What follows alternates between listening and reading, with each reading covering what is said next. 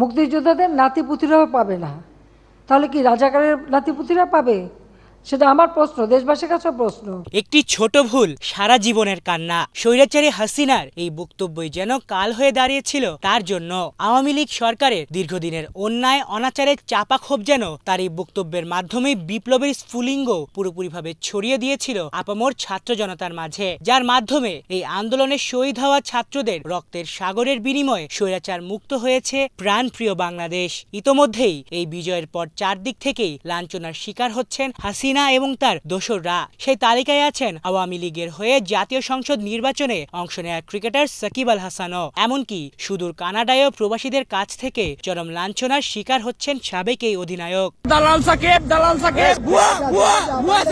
Cricket পাড়ায় বিভিন্ন বিতর্কের পাশাপাশি এবার সামনে বেরিয়ে এলো সাকিবের অর্থ কেলেঙ্কারিও। তবে এমন অভিযোগ আগে উঠলেও প্রভাব খাটিয়ে তা বরাবরই পাশ কাটিয়ে গেছেন তিনি। করোনার সময় কাকড়া ব্যবসায়ের সঙ্গে নাম লিখিয়েছিলেন সাকিব। তবে এখন পর্যন্ত তার কাছ থেকে প্রায় 100 কোটির মতো টাকা পান সাতক্ষীরার 13 থেকে 14 জন ব্যবসায়ী। এছাড়া লিজ নেয়া জমির মালিকরাও টাকা না পাওয়ার অভিযোগ করেছেন। তারা বলেন চুক্তির টাকা দিতে সাকিব গড়িমসি করেছেন। পাওনা টাকার দাবিতে 2 বছর আগে জমির মালিকরাও মানববন্ধন করেছিলেন। তবে কিছু টাকা দিয়ে তাদের শান্ত করা হয়। কোটা সংস্কার আন্দোলনের শুরুর আগেই ফ্র্যাঞ্চাইজি লিগ খেলতে দেশের বাইরে চলে যান সাকিব। আর এরই মাঝে পতন ঘটে স্বৈরাচারী হাসিনার সরকারের। জাতীয় সংসদের আওয়ামী লীগের সদস্য ছিলেন সাকিব, যে কারণে তার দেশে ফেরা নিয়ে ইতোমধ্যে তৈরি হয়েছে অনিশ্চয়তা। এমনকি জাতীয় দলে আর খেলবেন কিনা তা নিয়েও রয়েছে শঙ্কা।